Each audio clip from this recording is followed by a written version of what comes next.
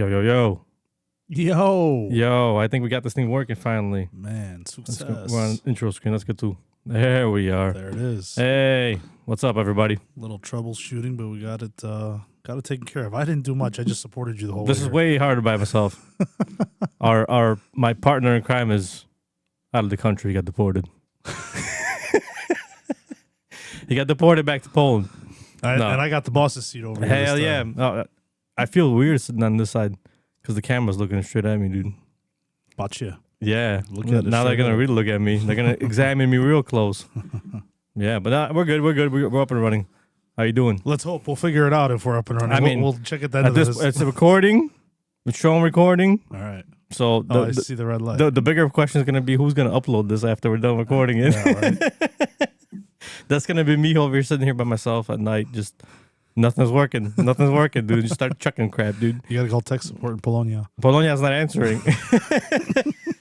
Believe me, I already called him. But I did forget that he left me the written instructions, and then he sent me a text message of it so I can read it. Yeah. But I think we figured it out. All this technology, guys, behind the scenes here, you don't see everything. We got a huge, 60-inch monitor. We got another monitor over here. We got this mixing board. We got boom mics. All this technology, and Marcin decides to write the directions on a piece of paper, take a picture, and send it to his brother. That's because he was writing that. Because he was writing that at home. He's like, before he left, he's like, you know what? I'm gonna write this up for you. Because then you're going to be over here guessing. And I was guessing for a while before we got this running. Yeah. But we're good to go, dude. We're good to go. Got it. A little later than usual, but it is what it is. What's up, Z? Not much, man. Same old. I guess same you're my partner in crime today. Yeah, we're gonna be doing this together, dude. This is our imaginary guest. I'm not sure if everybody sees him. We do have a guest today. All he's doing is talking crap the entire time he's been sitting here. He's laughing at us the entire time we've been here, dude. I've been trying to figure this out, and we got it going. So now you shut the hell up for a little bit. That's right. So, but now we're rolling. Now we're on camera, Dude, how about this weather? bro? It's awesome. It's freaking the last few days have been awesome. I mean, after it rained the crap ton, was it last week? Because we didn't do a podcast. I didn't do a podcast last week because I by myself, and I'm like, nah, I'm just gonna wait until I do it next week with somebody else. Like but a week and a half ago. yeah, but it was dude. But it rained a crap ton, dude. It flooded out so much shit. Oh yeah, It was crazy, dude. I went outside just to walk down the yard, dude. It was filled with water. It was bad. A lot of basements were flooded. A lot of sub pumps couldn't keep up. Yeah, a lot of sub pumps 100%. went down. So knock on wood, my house was all right. But yeah. Yeah. Can't speak for everyone, right? But now the weather is nice, dude. It's like fallish. It feels like, Fine-ish 70s, dude. You open your windows at 55 night, degrees dude. at night. Yeah, dude. And then you just fucking breathing in. There's a lot of allergies though going around. I think people are having a lot of allergies right now because I'm not an allergy person. Me in this either. type, yeah, I'm in like heavy summer. Heavy summer? allergy, yeah. I'm more in like this like springish, but only a little bit. I'm generally pretty good about allergies. I never had allergies. I don't know if allergies develop over time. It seems like they do. Like after a while, they come along and they just kind of mess with you a little bit. I had really bad allergies, just seasonal allergies when I was growing up as a kid, up until about like, I don't know, 7, 8 years ago, and they just haven't been as bad. But I don't spend a lot of time outside either. I'm inside restaurants, inside buildings the entire time. So yeah, I mean the filtration helps for sure, but it's the pollen outside and everything, No, especially in the spring sure. and stuff. for sure. It gets bad, especially when dandelions are out, bro. That's the worst. But generally, I don't have allergies in terms of going out to the weather. But this weather's awesome. This weather's beautiful. So speaking of cold weather, dude, I read an article the other day. Out in Finland, they take babies. Oh, I've seen this. That's in Russia too. Yeah, well, anywhere that's The Nordics. Nordic countries, right? Yeah, and they let them take naps outside. Yeah, dude, they cover them up with this big fur. Yeah, Cover up their faces and everything, Yep. but enough so they can breathe, and the kids sleep outside. and dude, it's not about sleeping in the cold. I mean, because they're warm with wool and so on and so forth. But it's about helping their immune system. yeah. Right. So, from what I've people that's like give like old advice from like back in the day or whatever, they say it's good for you to be outside in the cold because it helps kill off germs. It also it builds your immune system, right? Like you just said. So, and I believe that. I mean, it seems like if you were raised more in the cold, the cold doesn't have that much of an effect on you as a regular person who's born in temperate climate, right? Right. So that's probably a good thing. I've seen it too. It was cool because the kids, somebody walks up with a camera and there's just this bundle, Yeah, I mean, and then they unbundle it. There's a little baby in there yeah. sleeping. at daycares and stuff like that, in those Nordic countries, they literally take the strollers outside and leave them out there for Yeah. whatever 15, 20. I know in 30 minutes Russia sometimes, they also tend to take kids and throw them in the water. Not throw them in the water, but put them in little kids. Here, swim. But in like cold ass water, they like they dip them in there. They do like a cold bath almost in the way. But for like kids that are like between the age, I don't know, around like the age of 10 or whatever. I don't know exact age, but it's kind of crazy because it helps you build maybe not as much like the immune system, just get acclaimed with the cold water. Just get Sure. acclaimed with the cold weather. Yeah, I mean, you are in the cold weather, especially like in northern part of Russia absolutely. or Finland, Sweden, or any of those, or Norway. It's a cold. Those are cold countries almost most of the year. So It makes sense. hell yeah, it makes sense, and it's a good way to just kind of guide your kids, and not maybe guide, not even guide, but give them a way of experiencing it while still being able to watch them and make sure nothing really happens to them, but build their tolerance to it. So, are we opening up a daycare in the winter months here, or what? What are you thinking? And huh? what? Throw kids in the water? Yeah, I mean, no, not throw them in the water, but you got a nice shop here that's not. It's not heated. This one's heated, but the other one not yeah. so much, bro. The other one, yeah. When it gets cold, ask Mike. Mike will tell you. We're sitting there working on the cars in a big ass bundle up jacket. Bro, it's cold in here. When are you gonna get heat in here? Never. But I mean, yeah, dude, it's awesome. But the weather is really nice right now. It turned out I cut the grass yesterday, dude. It was nice and cool, and no sweat, nothing like that. Mm-hmm. No, it's not dry either now. No. After it rained a crap ton, and it hasn't dried out because it hasn't really been hot. Right. So fall weather has a Just nice and crisp. There's no humidity right now. It's just dude. Now it's perfect. perfect Camping weather, weather. man. Camping weather. I'm not a camper. You're a camper? Not a camper? Not so much, man. I'm not a camper much either.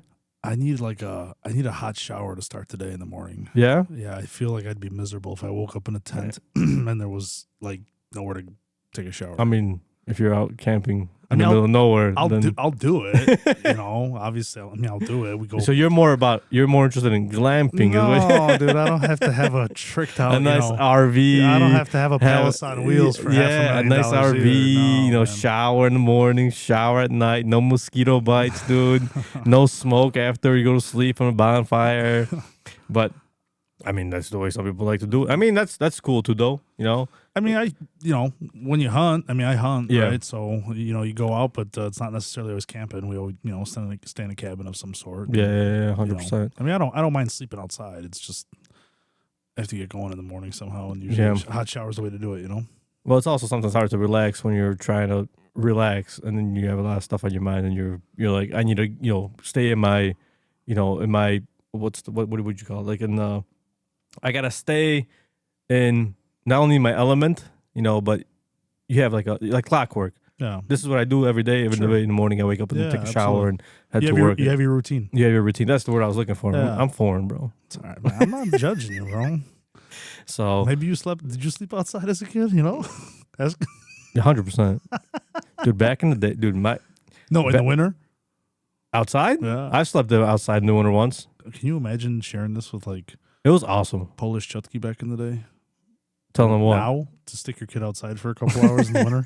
But nowadays, everybody seems like they shelter their kids a lot. Well, I wish. that's why kids get sick so easy. I think you know what I'm saying. They don't, I agree. They don't go out. They don't go play because they're all playing video games. And the minute we just started school last week, and watch everyone's going to be sick within 2 weeks. Yeah, well, that's going to come around. That's why I feel like I'm a parent too, obviously, right? And we were raised just differently. Dude, there was no video games back in the day to go out and play. Dude, go outside and play all day. Scratch up your elbows and your knees and eat dirt sometimes and all kinds of crap. Not necessarily just sitting there eating dirt, but you're running, you bust your your shit, and there's some dirt. I feel like kids are nowadays now a little bit more sheltered, which is okay, but it's not. I guess it wouldn't be ideal, right? It would be good to have the kids experience a lot more of the outdoors and really enjoy, the fresh air, the like I said, the whatever comes with it at the end of the day, right? So Well, now you got TVs, you got iPads, you got I mean, you have all these indoor activities, sure, right? And they're not even activities. You're just sitting there, your eyes open, and just to get the kid to eat. yeah. I mean, You have to turn. don't even tell me, bro. I mean, I don't judge any parents that do or don't. I get obviously, it, but I get it. I do the same thing. I mean, yeah, I think if she don't want to eat, bro, you got to get a TV in front of her. Not even a TV, a tablet, whatever, yeah, and just tablet, throw on Bluey or whatever get the case her is, and get her attention, off of watching what you're trying to feed her, and just But nowadays, I've learned. I've been teaching her recently a lot. it's hard to break those habits, probably though. Hell right? yeah, it is. Oh. Yeah, it is. Oh, we're gonna eat. Oh, where's the tablet? No. I'm It's like an automatic thing. It's like it's like a routine. yeah. Unless you have, unless you find a different way to entertain them, or with little kids, you can't really have a conversation with them and talk to them about something, so they understand fully. They'll understand a little bit, but you can't really have a full on conversation and take their mind off of eating and just talking to them while they're talking. You're feeding them literally, right? Right. So now Elenka likes to watch her tablet, but we've been getting away from it a little bit. We've been talking more and more about stuff like cars and stuff like that. Dude, she became a big car fanatic right now. Oh yeah, dude, she loves cars. Wherever we drive, we're driving today. She's like, look, there's a Corvette. Look, there's a Tesla. Look this. Follow the Corvette. I'm like, I don't know where the Corvette went. He disappeared. He's gone. She's like, but follow him. Go find him. I want to see the red Corvette. I'm like, dude, I don't know where it went. It turned. It's gone. When something is gone, it's gone. How old is she? She's going to be 4 next month. Nice. And she's like, but I want to see it. Go follow it. I'm like, I don't know where it went. And then you hear in the back going, I want to see the red Corvette. But she's one of our mutual friends. He has a little son named Max, and huge car enthusiast. Oh yeah, yeah. Well, I mean, they're gonna be best friends one day. Yeah, so huge cars enthusiast. He has all these cars downstairs, and like he'll tell you what this is a Mazda, this is a BMW, this is. I mean, it's crazy, man. This is a Ferrari. I think God does the same thing, He dude. parks them all up before he goes to bed, man. He parks them all up, make sure they're all in their spots and stuff. Yeah, not Michelle, but Elenka's been going to sleep recently with her Bugatti. She got a red Bugatti. She's like, this is my Bugatti. And she woke up in a Bugatti. I forgot there was a song like that. Man. So she goes to sleep. She takes a little red Bugatti and she goes to sleep. And then she loves watching car videos with music. So the music's blasting, cars are driving, and she's just looking at him. She's like, look at that car and look at this car. That's an Aston Martin. That's a Ferrari. That's a Lamborghini. I'm like, this is not going to be good in the future. This is not going to be good.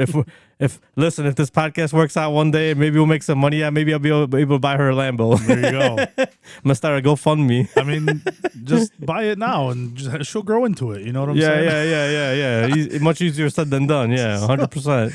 One of my buddies is having Queenie's having a baby here pretty soon, dude, and he's a big bike enthusiast, big bike guy, and he hasn't bought a bike in a couple of years. It's kind of one of those things where. You get sick of sometimes riding what you got, and you want to buy something new. And I'm like, John, man, it's time, dude. What are you looking into? What are you scoping out next? Is it going to be a Super Tenere? What do you got? He's like, I don't know, man. But sounds like an SUV. I'm gonna have a son here pretty soon. I should probably just buy a bike. He'll grow into it, right? I'm like, yeah, dude. He'll grow into it for sure, man. That's a good approach, I guess, right? Yeah, dude, Dad set him up with an Owens, Brembo's, all that Damn, stuff. let's go full out, huh? Set it up, man. Yeah, dude. Bikes they're an expensive hobby. I mean, dude, anything. I gotta bring mine one day. Anything. Yeah, you should ride today. The weather's nice. Yeah, it is. I'm like a fair weather rider now. I've done all. I've done the traveling and all that stuff. I'm like 60, between 62 and 72, and there has to be less than 10%. Tell me about that, because you were saying that you've driven your bike basically all around the U.S., right? In every state. Almost. I've been. I'm at like 37 or 38 states. The only states I'm missing right now is the Northeast and the Southeast. Northeast and Southeast. So what? Florida. Yeah, Florida. I've been to Georgia. I'm missing one of the Carolinas. I'm missing everything north of New York. We don't go there.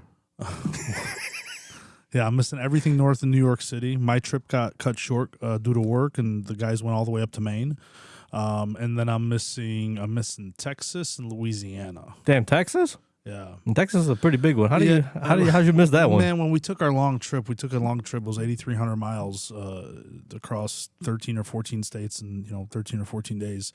We took 66, and I don't think 66 goes through Texas. No, I don't think it does either. Yeah, so it goes through Oklahoma, obviously, but you gotta head down south a little bit more, So So yeah, man, that's still on the bucket list to wrap up here soon. Who did all of them? John John, right? John did every single one of them. I know he did Alaska. Did he do Hawaii? He did Hawaii, but not on the bike. We did Hawaii together, but we ended up renting there. So Well- he was very adamant about taking that same motorcycle. He has a whatever it is, a 2012 13 R1. He bought it brand new pretty much, and brought it back to Highlands Yamaha when they were still open with 10,000 miles because he took it to Alaska within the first month and a half, So yeah, he's been to all 49 states. Multiple times, twice, but all on that R1. He's been to all 49. He's been to all 11 provinces. He's been to Mexico. So That's the crazy. only state he's really missing with that motorcycle is Hawaii. But to get that 50th state, we took a trip out there and we rented some KLRs and rode around in Maui and stuff like Yeah, that. So I mean, to send your bike over there and send it back, bro. it costs just as much as the trip, man. Yeah, exactly. So it just doesn't make sense to do so. It makes but you got the experience to ride a bike on Hawaii, so I mean, why not, right? So that counts for something at the end of the day. For sure. But it seems like that's a pretty awesome thing to do though. If you had man. if you have the opportunity to do it, why wouldn't you go do If it? you ever want to take a whip, man, I just Bro, I'm not a bike man anymore, dude. I used to ride. Dude, I used to have a Aprilia. did you really? Yeah, and then I used to have my favorite bike that I had. This was back in the day, bro. This was when I was like 18 to like 23. This is when I rode somewhat, not a lot, but I rode, somewhat. I had a Buell, Oh, yeah. Buell Harley's ma- Firebolt Harley made XP that for or a couple X12 years. something, whatever. Awesome bike. I don't know if it's alive anymore today, that bike, because They stopped making them. They stopped making. well, it Buells. got wrecked Yeah. multiple Oh, times.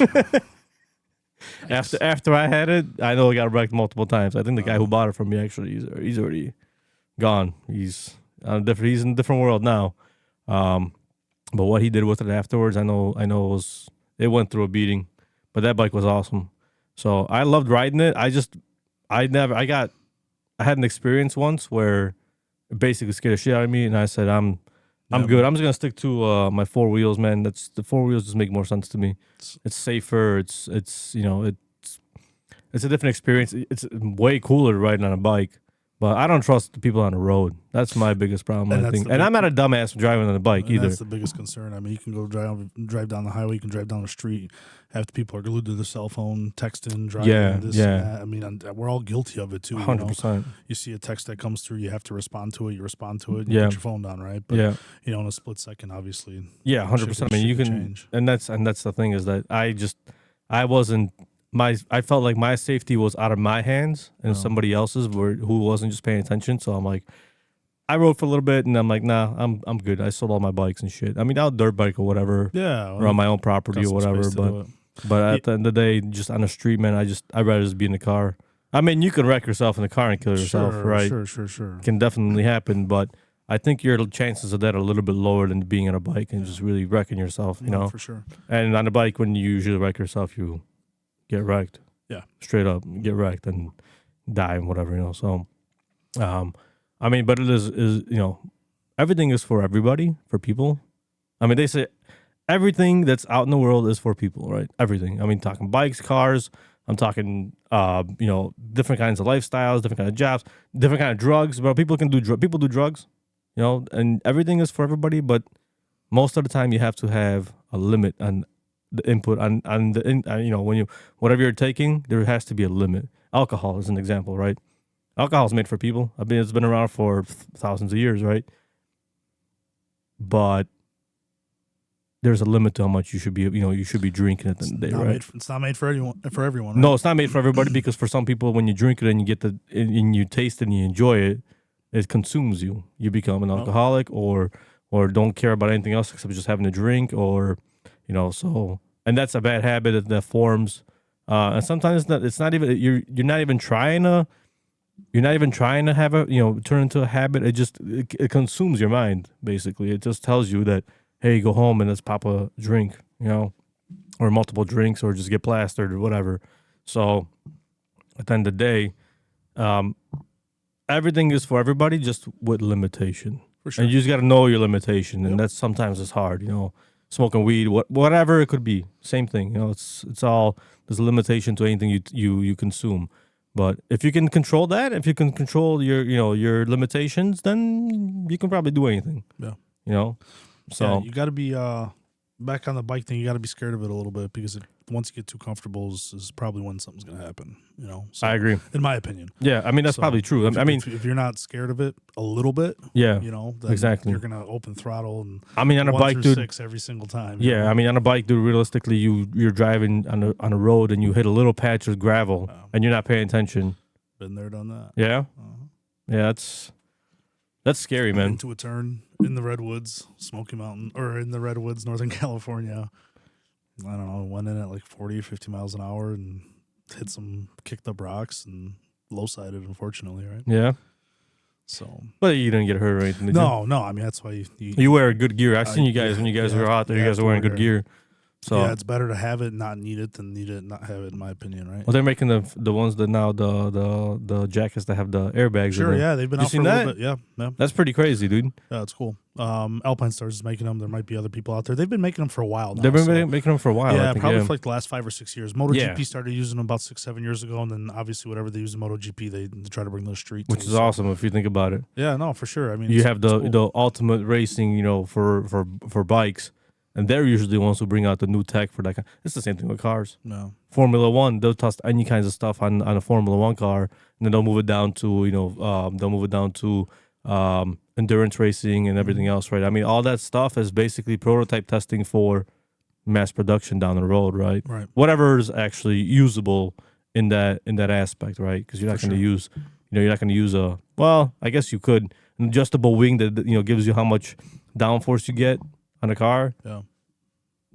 Porsches use them now. When you're driving behind a Porsche, you'll see a wing come out and it'll just, after 60, close. 60 70 miles an hour, whatever the case is. So while it doesn't seem while it looks cool and doesn't seem like it does anything, it actually has a big effect on. I think Mercedes has Mercedes Benz has a car out too that does that. I think SLR does that, if I'm not mistaken.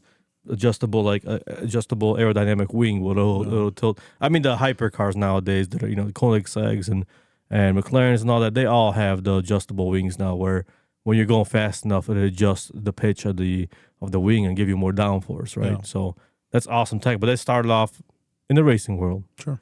And that makes sense. I mean we have tech is advancing pretty quickly in all aspects. Not only cars, but computer tech, AI tech. I mean, all kinds of tech is just That's what I just started using, like Chat GPT recently. I know I'm a little bit behind here, so I'm having a hard time.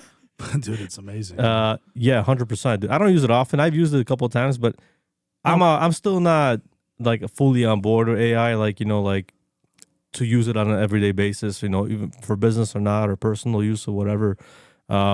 It's still new to me. Sure. It's still hard to comprehend exactly what it can and can't do, but it can do a shit ton. Oh yeah, man. I mean, I just hey, I need this typed up into a document, dude. It'll print it all out for me. Yeah, I wrote a bill of lading for selling a trailer, dude. Yeah, ChatGPT, dude. Straight up. And I have someone actually that's going to come on the show here. He couldn't make it out today, but he knows all about this AI stuff. Yeah. Have you had any AI gurus yet? No, I don't. I actually had one of Mike's customers I was talking to. He was in here once, and he's like, "Oh, you guys do podcasts?" I'm like, "Yeah." He's like, "Oh, I'd like to come on one day if possible." So I got his info, but I guess he builds AI platforms. No kidding. He's like, he started some small company, and they started doing AI, and now what exactly it is, I don't know. I guess we'll find out one day when he comes on the show. No. But he was telling me that he builds big programs for AI, that AI that does like networking stuff and stuff like that. I'm like, that's way below past what I know. My understanding. Yeah. All I know is the AI takes a lot of power. Sure. And I can tell you all about that because I'm in that sector in terms of I'm invested into not AI directly, but data centers. Yeah. I mean, obviously I'm into Bitcoin mining, right? That's the thing I do. I operate a Bitcoin mining farm. That is like the stepping stone for going into data centers. And that's kind of something I'm actually looking into doing in the future. But the amount of energy consumed by running the servers for AI is crazy. We're going to run out of the next, into the future, in the next 5 years, the next thing that's going to be a choke point for basically everything is going to be energy, the production of cheap energy. AI is taking all the energy that's available. Bitcoin mining is too. But AI is just eating everything that's available to it. And I'm not saying AI itself generally, but AI, like, not general intelligence AI, but like the companies that are making AI, they're buying up these farms all over the place, and they're using that computing power to run AI programming, right? So energy is going to be a bottleneck coming up in the next couple of years. It's already a bottleneck now. Right. It's only going to get bigger. With cars and Teslas and, Yeah, everything exactly. else. Exactly.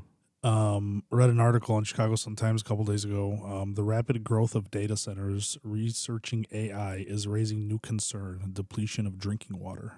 Yes, because it has to cool. So they use water to cool the data centers, right? Mm-hmm. Where do you get the water from if you're in the middle of nowhere? Well, not even if you anywhere that you are. If you have to cool this data center, right? You're gonna use whatever resources available in terms of water. Sure. Is it gonna be city water? Is it gonna be? What's Nevada doing? They don't have any water. That's what I'm trying to figure. Well, they do got water, but they have water, right? But like not an abundance of water. Yeah, exactly. I mean, there's places out in California that tell you, there's different cities and different regions of California that you can only water your grass on Mondays. I mean, Orland is like that. Yeah. You know, you can only water your grass on certain days or whatnot. So, yeah, I mean, you're 100% right. That is drinking water too, right? Yeah. And like, I don't whatever they're hooked up to, right? I don't so think if anybody's figured out a way to make water yet, or H2O or have they?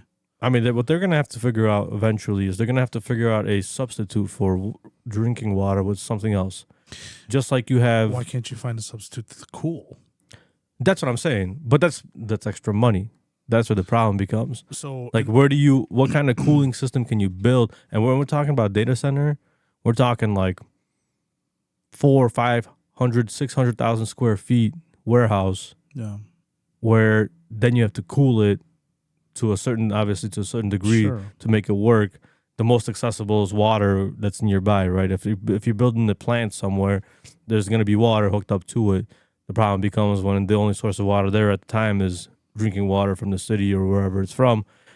Well, then that's probably going to cause some issues for sure. I mean, plenty of people already said that when they built a data center nearby, their water pressure that dramatically decreased because the data centers are pulling the water. So they're gonna have to also come up with a solution for that. Maybe a nuke, some kind of coolant, like how. So I was just because I used to be in the beer industry, right? Yeah. Or in the restaurant industry, and there's something called glyco. Glyco, yeah, which is used in antifreeze. Yeah. So what they do is they have a tube, obviously, and they run all your beer lines through the tube, and then they spit out at the bar, and they end up, they spit out at the bar, but they start at the cooler. Yeah. Or the beer cooler, but then they go up to this something called a glyco system, right? And it's a cooling device that runs some sort of chemical coolant inside those lines, right? So it's like a hose. So picture a hose with coolant inside of it, and then you have 12 beer lines around it. That glyco is what cools that hose. Yes. So yes. I don't know what it's made out of, but why wouldn't they use? I'm gonna guess constraints on. I wouldn't say money because they'll have money to build those places. I think that maybe the tech ain't there yet for like a full scale large system. That's a large system. That system alone probably consumes a shit ton of power. Oh, for sure. You know what I mean? Just to cool that glycol. And that machine has to constantly keep running. Exactly. And we're talking, I mean, like I said, these are big ass places, million square feet sometimes. I mean, I don't know how big they can get, but sometimes if you do some research and look into it, how big they are. I mean, we can look it up right now. I don't know if we're gonna be able, how much we're gonna be able to find here just working on this computer here, but I'm pretty sure. Let's see.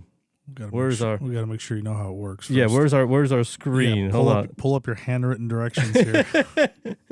Hold on, we're gonna find this screen. I wish you could put your phone up on the screen right now. No, so I'm not gonna do that. All right. Man. So we got a shared screen here. All right. But how do we use it? We don't know. So we're going to turn that off. How do we turn it off now? Well, it is what it is. It's all right. But anyway. We'll wait till Marcin comes back. Yeah, exactly. We'll have to do our own AI searching on when he comes back. But I was going to look up and see how big they can get, those AI data centers. And they're massive. Bet you they're huge. They're massive. And I don't know what the constraint is. I'm not sure how to, what the problem is with that. But like I said, the easiest way around that at the moment is just pulling the drinking water or whatever water source they have hooked up to it and use that. So imagine you're drinking water and then the You question have no water. do they to drink then. do they reuse the water You or would- does it just flow through and out? Well, you would think they would reuse it, right? I mean, can you imagine just having cold water just dumped for no reason? I wonder if it, and I don't know if how But it at works. that point, why don't you just use the glyco system? Exactly. You know, I don't know what it is. I don't know if it's if does it work like a nuclear power plant where you suck the water in, it cools and then pulls it back out, because a nuclear power plant is enclosed, right? So you have a nuclear power plant, you have the fuel rods that are sitting in heavy water. The heavy water is pumped through a compressor or through a system that basically takes the heavy water and runs it on the outside of regular water. So the regular water cools, like same thing like you said, the tube.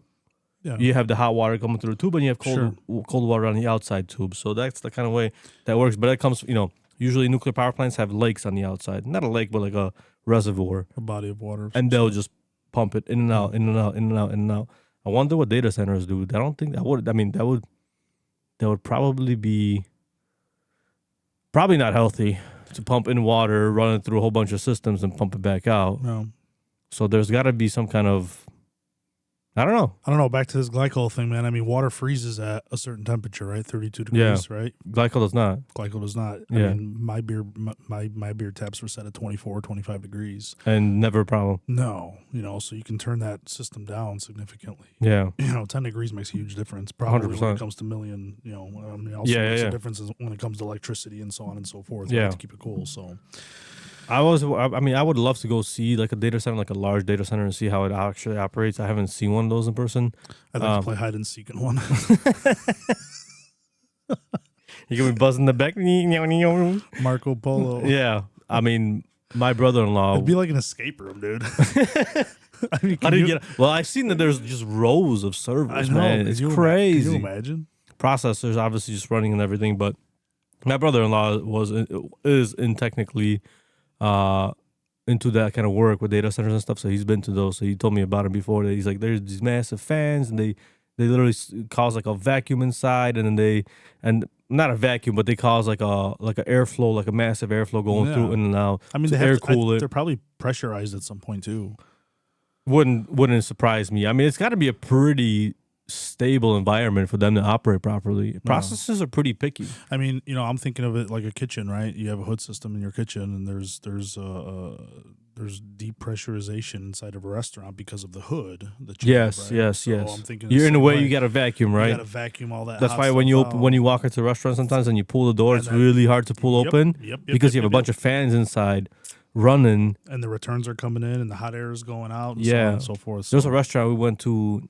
I mean, we go to often, a Japanese steakhouse, and sometimes you're walking up to the door and you grab the handle and you pull the door and you can't open it. Mm-hmm. And I'm like, what the hell is wrong with this place? Why doesn't it let me open the door? They have so you have the main door, and then you walk into like a room, and then you have the second door. The vestibule. Yeah. The second door already opens a lot easier because it's already connected to the system. Mm-hmm. But the exterior door is hard to open. Like you literally gotta like tug on it, and you walk in and you see all the vents running, like 4 or 5, those big girls running with the vents. It's causing a vacuum inside. Correct. And because they have hoods. If I'm they not have mistaken, hoods. Yeah, they have big ass right hoods above their flat tops. Right. Yeah, exactly. So when they turn those, turn on 4 or 5 of those big ass hoods, man, you're literally making a vacuum inside that room, inside that restaurant. So opening the doors, literally, like the first time I ever went up to them, I grabbed the door. I'm like, is this place like locked? Locked, yeah, closed. And then I'm like, I grabbed it, I can see it wiggling. I'm like, I pulled the door and opened. I'm like, what the hell? And then clicked in my mind, bro. Probably something for the longest time, I was like, why did it do that? It's probably something with physics, man. It's way above my pay grade. Whatever it is, it's probably something with physics. I don't think we went to study long enough to realize what we're talking about. No, I fried chicken. I understand vacuums. Vacuums make sense, but I mean, vacuum is the word vacuum literally means vacuum. You have a vacuum at home that what it does is just picks up the air from a concentrated area, so pick it up, right? So whatever's there, will pick it up. Mm-hmm. It's a vacuum. Space is a vacuum. But how that operates? Again, man, I fry chicken and chicken tenders and French fries and I wrap burritos, dude. It's above my pay grade. Yep. Where do you do the burritos at? Corrido. Corrido? Yeah, Corrido. It's a small concept out of Cincinnati. There's 4 locations here in Illinois. It's like it's known for its greens, grains, and smoothies. So it's kind of like think of Chipotle with a lot more options. There's another concept out there called Sweet Greens. If you ever pass by a Sweet Greens. And then Kova just opened up in Bolingbrook now. So all Kova? Kova. I think it's Something you're associated with? No. No. I'm just with Corrido. Corridos. Yeah, Corrido. So, so that's what it is. Corridos. It's a global, Dave's Hot Chicken. and, What else you got? Signature events. I operate that, and then in the month of December, I dress up in a red suit and I say, "Ho ho ho, Ho ho ho! ho, This is ho, Santa ho." Claus, huh? Santa, yeah, The season's coming, dude. I know. I'm gonna come by, dressed up, I should say, one day here. So 100% we'll do a podcast with Santa. yeah, man, I got a new look this year and got a new beard, got a new wig, and got a new suit. I love what you're doing, bro. It's awesome. The last year when you came to my house, we had a bunch of kids over here. For those that don't know, Big Z dresses up as a Santa Claus for the winter season. Yeah, and he comes visits people's houses. You do charity events. You do all kinds of stuff. And yeah, man. last year we had about 10 or 12 kids here at my house, and he knocks on the door. Ho ho ho! Walks in. All the kids are all screaming their heads off, and they're like, "Santa Claus is here! Where are the presents?" And so he sat down by the Christmas tree, took a bunch of nice pictures. Real nice to the kids. We said prayer. We talked. He was being really nice to the kids. I mean, trying to explain to them who Santa Claus is, where he's from, stuff like that. So awesome. It's an awesome thing that you do, and it's not like you do it out of the good of your heart because you want to do it, right? Yeah, for 2 reasons. One reason is out of the good of my heart, and the other reason is once you start, you can't retire because people look up to you. So it's not one of those things you can just hang up. So once you're in, you're locked in forever, once dude. you're in, dude. Yeah? Yeah. You're going to be Santa Claus forever, dude. You're going to come to that point one day eventually where you're going to be older. You're going to actually have your own beard. I am. I'm not at that point yet, man. Well, we're not that old yet, but relax. Hold on. There's still kids that can recognize, VXZ, as they say.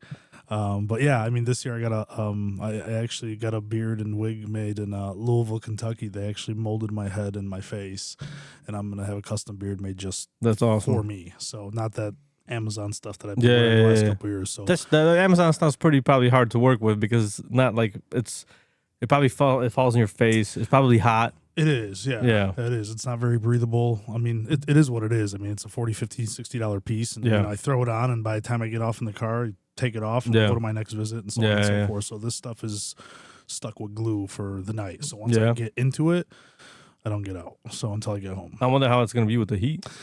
I run hot normally right now. So you sip my burritos too. So it definitely gets hot. I run hot normally, but I also got a new suit this year. It's made of wool cashmere. It has a nice liner inside made from Italy. That's nice. Made from Italy as well. Very breathable. I made it. For those who don't know, wool is very breathable, and it's also very regulates temperature very well. Yeah. Like I have my Góralski outfit. Sure. Is made out of wool, right? Wool is from sheep. It's hot, right? It's hot. But it breathes better. But it breathes. Yeah. It breathes, and it does give you a little bit of regulation. I mean, in terms of temperature, right? When I'm wearing these pants, bro, these wool pants sometimes, and it's hot as hell outside, I'm not really that hot. I know I'm sweating. I can feel it, but I can still breathe, So it's not the worst. I mean, wool socks are very good. They keep you very warm. Sure. I wear wool socks every day. Yeah? Yeah, for real. I wear smart wool socks. Because they breathe. And then I have a perspiration problem don't judge me here. I think most people do. Yeah, but I have my feet sweat, right? Yeah. So I mean, especially you're in shoes all day, yeah, dude. exactly. They don't breathe. You know what I'm saying? I mean, everybody's feet sweat, right? Yeah, so 100%. I wear wool socks, so cotton socks they don't do anything with the water. They just keep it there and so on and so forth. Yeah, right? wool socks are a completely different kind of sock for sure. They do definitely breathe a lot better than. These are wool socks. Are they wool socks? Yeah, smart wool. Huh. I'm gonna start calling a percentage of them is wool. I don't know if it's 75, 80%. It's probably gonna be mostly wool. It's not gonna be all wool, but mostly wool. There's a lot of other socks that are out there, either cotton or they have a lot of polyester in them and shit. Well, polyester doesn't breathe. My old Santa suit is polyester. Yeah. Sorry, I keep hitting the microphone, guys. Polyester's. I mean, it's brutal. It's brutal. Yeah, 100%. I mean, and that's why some people have problems with when they wear polyester because their body doesn't breathe. They literally can't. Cotton's better, but still not as breathable as wool. Yep. Wool's definitely. I mean, and wool's been used for a long ass time. Forever. Yeah, I mean, it was the easiest to get. It used to be expensive, wool back in the day. Not so much. Mass production killed the price of it. Yeah, for sure. I was talking to a guy, my uncle. Who was I talking to? My uncle? Somebody I was just recently talking to. Like a much older person than me.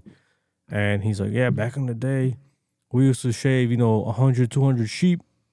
And then we'd go and sell the wool on the market, and it was worth a lot of money. And then they started import. Nothing. Now it's worth nothing. Nothing. Because there's also synthetic wool, right?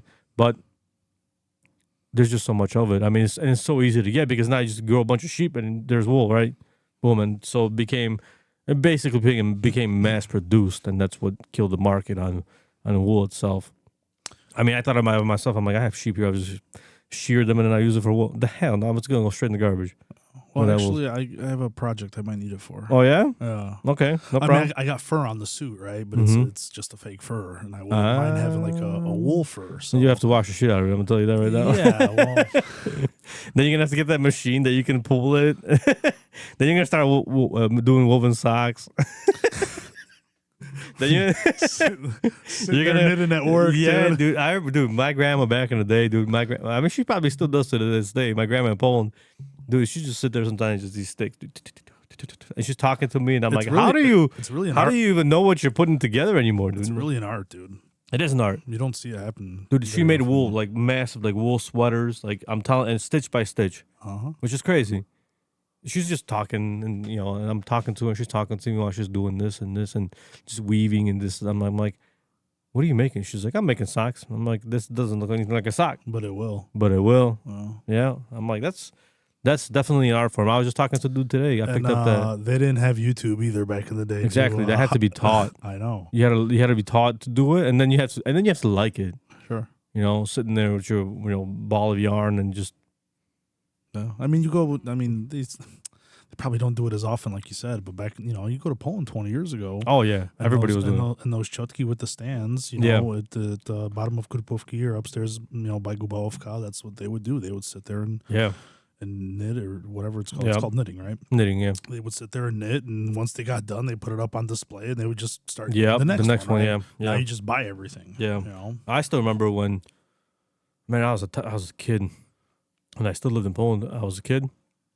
I still remember them when they shaved the sheep and they bought the wool. They had that machine. I forgot what it's called. I don't know what it's called. The spinning wheel? I think it was the spinning jenny. Okay. That's what the machine was technically called. Basically, it would turn wool into yarn.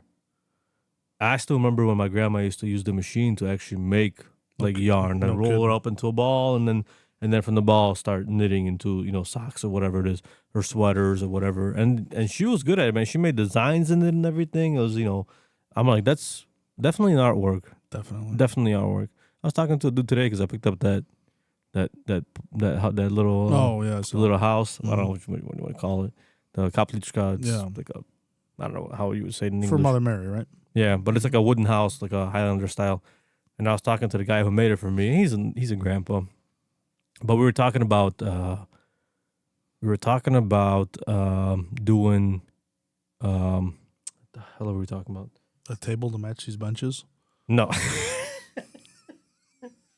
No. The benches are gonna have to get either replaced eventually, or we're gonna have to get the soft freaking padding on them or some shit. You're gonna have to do something. Yeah, because you're sitting here for a while, your ass hurts, literally. You just have to keep moving positions, man. That's why I keep adjusting my mic. We were talking about these are nice, man. When you do upgrades. The Shure ones, these are actually pretty awesome. I do like them. They're very good. We were talking about rzeźbienie. What's rzeźbienie, dude?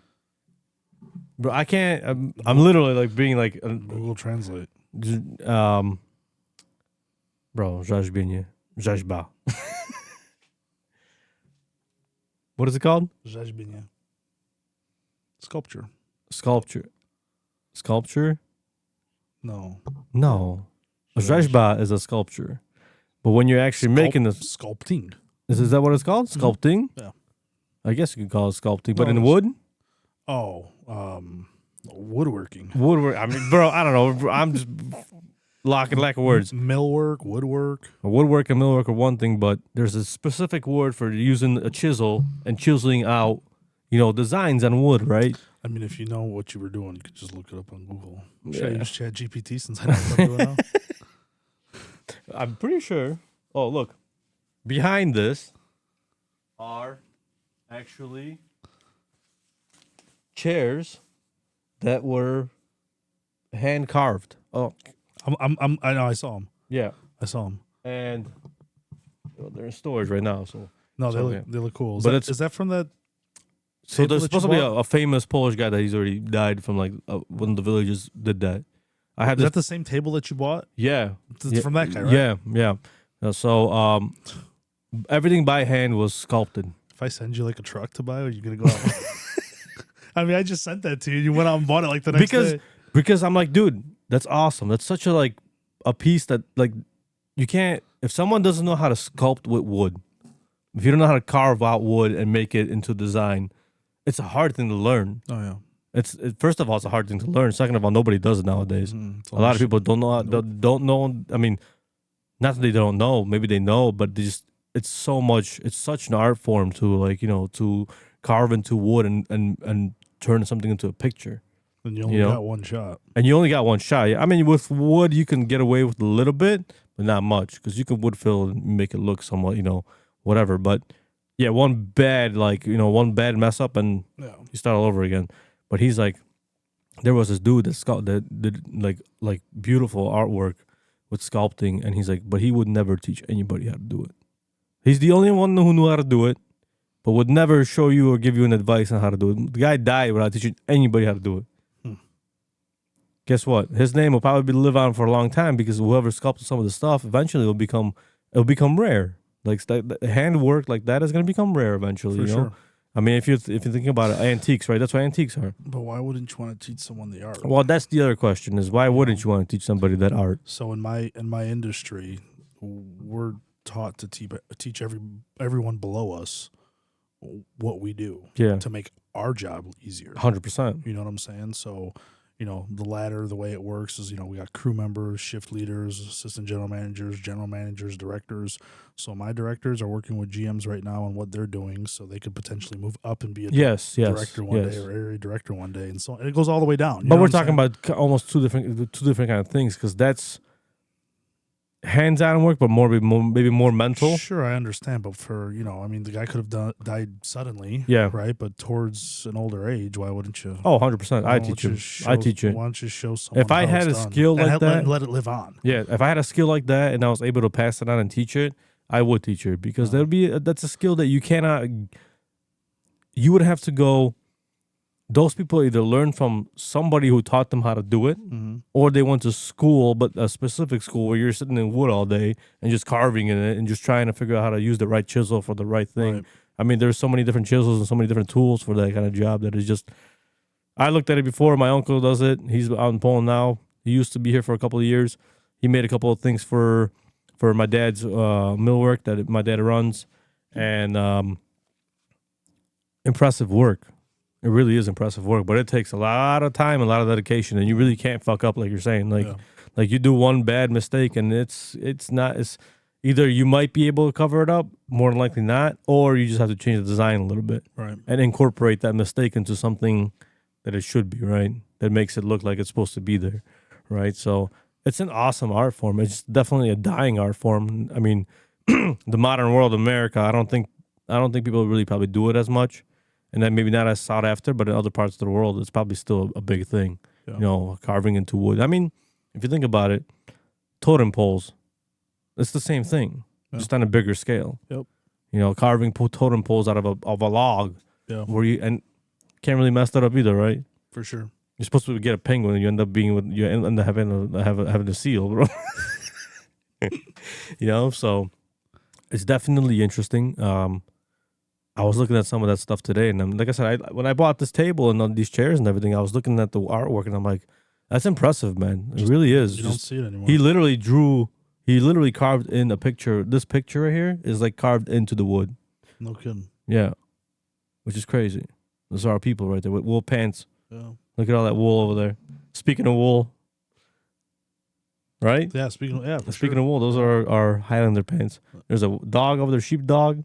and a lot of bad in the background. A lot of wool running around. Yeah, for sure.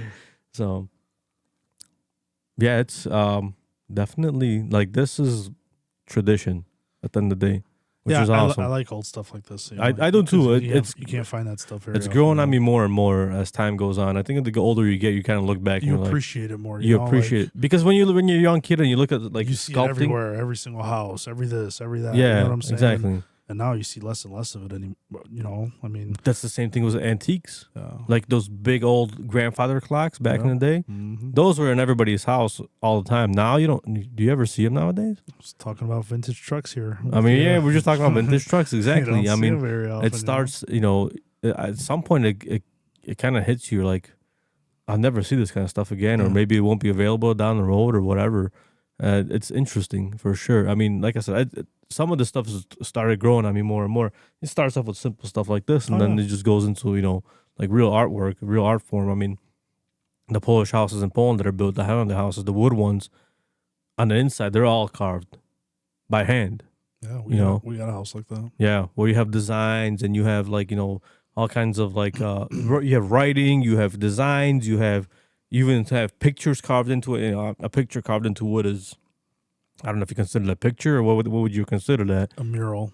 A mural? I guess that makes sense. That's what you call it, a mural. Is something that's painted on a wall or Yeah. something like that.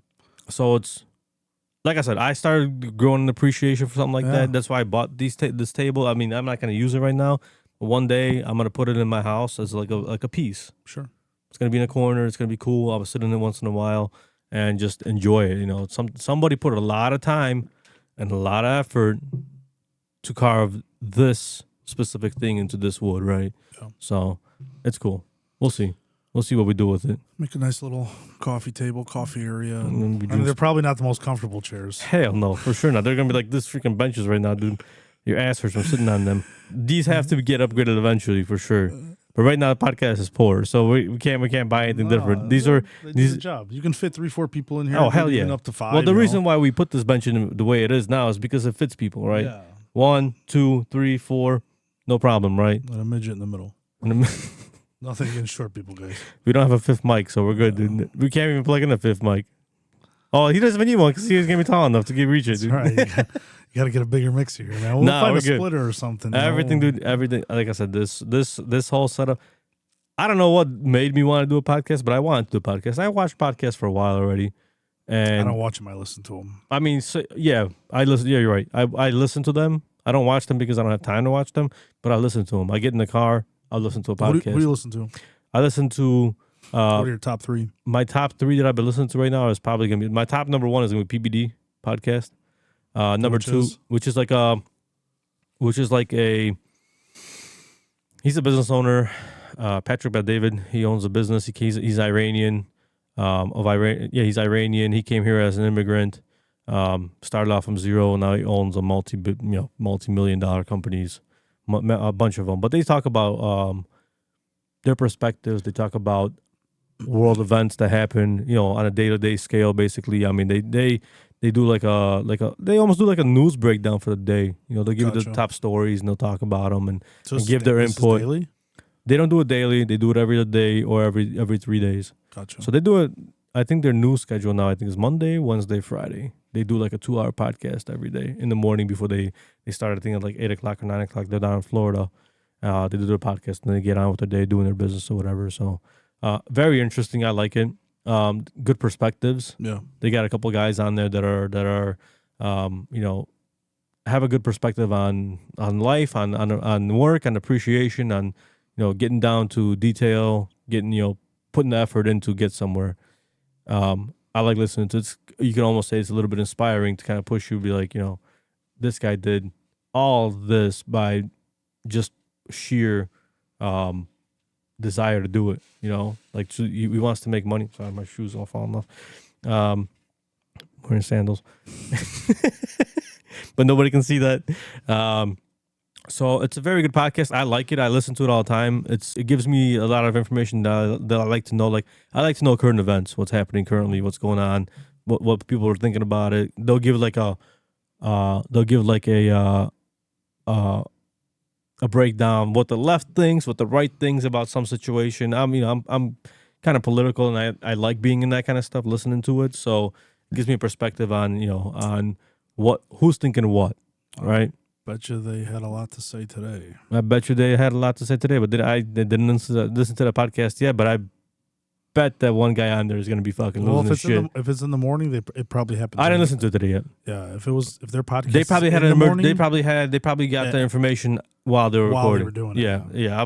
there was very little information at the time. yeah, right? exactly. So, But what are we talking about? We were talking about that shooting today that happened at the Catholic school in Minneapolis. yeah, 2 kids died and 14 injured. correct.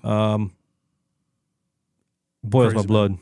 It pisses me off very Yeah, much for that kind of shit to happen. Yep. I mean, I know the guy was what he was. He was, and I don't want to make it in some, it's hard to. He was a man that identifies as a woman. He's a tranny. Yeah, that's what he is. He changed his name from Robert to Robin, Yeah, and legally, his mom signed off on it. which is already fucking a stupid person for doing that because, It's dude, the truth. I mean, like I said, it makes me mad because this kind. First of all, what kind of person does it take to go into a school and shoot kids? Right? I mean, and the school shootings have been happening for how long nowadays? It seems to happen often, but now recently it's just been these trannies shooting up schools, man. Yeah. And I just sent my daughter for the first time to school. She's Everybody sent their kids to school this week. everybody This sent was their opening- kids. This was opening week last week and mass. this week, right? And first day or second day of school, and you get this kind of shit There had popping to up, have you been know. some kind of tie there with something with the school. I mean, he knew that they were in church. I mean, they have mass every single Wednesday there at 8:15 or something like that. is He what I was heard. what? How old was he? He was He was 22, early 20s. 22. Yeah, early 20s. He knew that they were in mass because mass was on Wednesdays, every single Wednesday at either 8 or 8:15 or whatever the case is. And, he had a manifesto and stuff. It was written like a different language. It wasn't written in English for sure. So Interesting. But he was American as far as I Yeah, he was know. American. Yeah, Yeah, he's a white dude. He's a white dude. But if you look at the manifesto, it's all in like Code. yeah, I don't know what it. I don't know. What Yeah, it but was. look how fast that information came almost out. like Russian or something like that. It was kind of weird, dude. But that information came out literally like an hour or two afterwards. Yeah, It was already on social media. Here's because his he- link. Here's his guns. Here's all this stuff. Yada Because- yada yada. Posted a video on YouTube to upload at a certain time, and I guess before the upload, or maybe it got uploaded and put on X or YouTube, and it was taken down shortly thereafter. So he planned it out. He planned it out, yeah. Well, and again, this is information that I received today. Yeah. You can't believe everything you hear, everything you read. 100%. obviously, But this is the information. Obviously, I wasn't there. I'm not here to start spreading rumors, right? I know that This- he was a big Trump hater. That I know. Oh yeah, it has written on his, Yeah. on the shotgun. On the Big Trump shotgun. hater. Was he pissed about the fact that Trump's trying to get rid of the whole transgender thing? Probably. But I agree with Trump on that. Fuck that.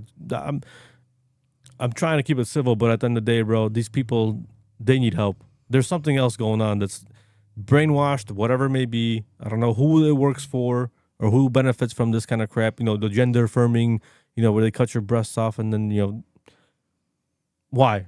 Why are doctors allowed to do this? But why are parents doing it?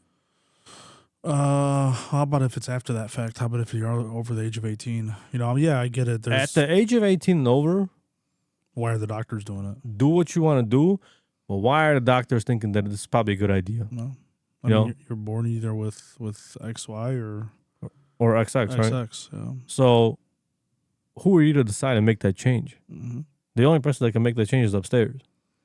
And if you were born here on this planet the way you were born, don't get me wrong, there's very rare cases of people being born with both, Yeah, they're both out there. reproductive parts of the reproductive Sure, system, right? They're sure. out there. It happens.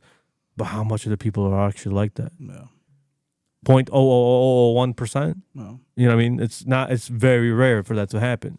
If it was more common, we'd be hearing about this years ago. I mean, this would be something that happened a long time ago, right? Yeah. If it was something that was more common. I mean, there's people that have hormone problems. Yes, too, yes, at of birth course. Or growing up through life or whatever the case is. yeah, you know. but this whole gender affirming, like once I just seen recently that a family or mother, I don't know who mother, father, whoever, there was a kid that had Down syndrome, and he was in a wheelchair, and they gender affirmed him. How the fuck? What makes you think that makes?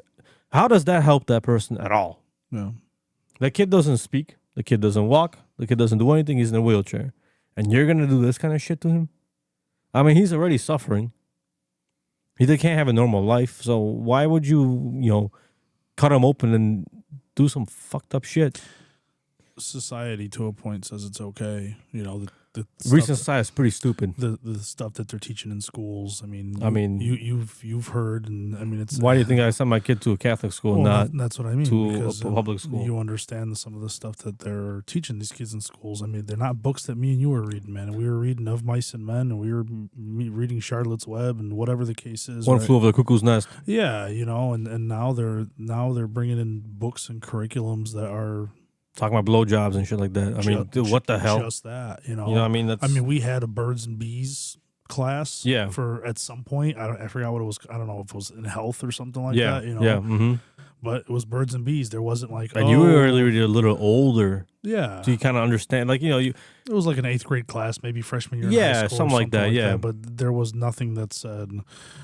If you don't, can be whatever you want to be. If you don't feel right, you should be. Yeah, you could be whatever you want to be as a profession. Yeah, but 100%. But as a person, not when it comes. I mean, not a person, but as a gender. Yeah, there was never a discussion about that stuff. 20. I don't know where this came from, or how our school system got hijacked with this shit. It was always you can be a firefighter, a lawyer, you can be a policeman, and you can be whatever you want to be. Except a boy being a girl and a girl being a boy. That there was never a discussion about that. I don't know how it got that far, and honestly, like I said, it boils my blood in a way because how are some? First of all, in the future, people are gonna look back in this time and they say people are fucking confused on a lot of different things. Sure. I'm not talking about just gender. I'm talking politics. I'm talking gender. I'm talking. A lot of different aspects, but that one in particular is just never gonna make sense to nobody. It doesn't make sense. Is it? I'm telling you, is it just brainwashing? Are they trying to build a transgender army? Are they are they trying to recruit new I don't know, some kind of, I don't want to even say the word, but a network of people that are out there just to cause harm and chaos and everything? Is that what it is? Is that what they're trying to do? Is the CIA? Someone's got an agenda. Someone's got an agenda. There's always an agenda in the background for everything. So, I mean, everybody has their own agenda. You have your own agenda. I have my own agenda. But I'm not looking for my agenda to spread the world and take over. Right. My agenda is for myself. I want to do this, and this, and this. I'm going to try and do this. I'm going to try to accomplish this. I'm trying to put my car back together. Wow. That's part of my agenda, I've said multiple times on here already on podcast that I'm going to be working on S1000. Guess what? I hope I started working on it. Did you work on it? Or Dude, bro, go look at it. I stripped the whole car. Really? Yeah, I just got to clean it. I got to clean it up nicely and start putting it back together. I think I was excited. We're going to go drive to school with freaking yellow S1000, dude. Yeah, buddy. Yeah, dude, she's fucking hyped. She's like, where are you going? I'm like, I'm going to the garage to work on the car. She's like, okay, go fix it. She came in here today. She's like, Dad, Tata, you got to put the seats back in. There's nowhere. All right, dude, let's go. Listen, I'm blessed to have a kid that loves cars. Wow. I didn't care if it was a boy or a girl. I just hoped it was always a healthy kid. Yeah. But I have a girl who's a gearhead. That's what's up. I'm happy. Yeah. I've been thanking God that she understands cars, that she knows what cars are, and I like cars for my whole life. And she likes them already at the age of whatever, to be 4. Yeah. I think we got a future race car driver. Dude. Tell you, by that Lambo, she'll grow into it. Oh, god damn, bro. Just make sure. I told her I'll give it the RX-7 in the future. Yeah? Yeah. When it's running. When it's running, yeah. Or we can fix it together. We can do one. We'll do one of those projects where at the age of 12. That'd be cool. Hey, listen, this is your car, but we got to fix it. Help me fix it. So for the next 8 years, it's going to stay where it's at? If it's very fucking possible, that's what happens. Parked on time. I mean, you know what I'm gonna do? You know what I'm gonna do one day? After I'm done with the S1000, the GTR gets back, and we have that up and running like it's supposed to be, or else, I'm gonna take the car down off the lift. I'm gonna pull it onto the yard or onto the driveway. I'm gonna wash it.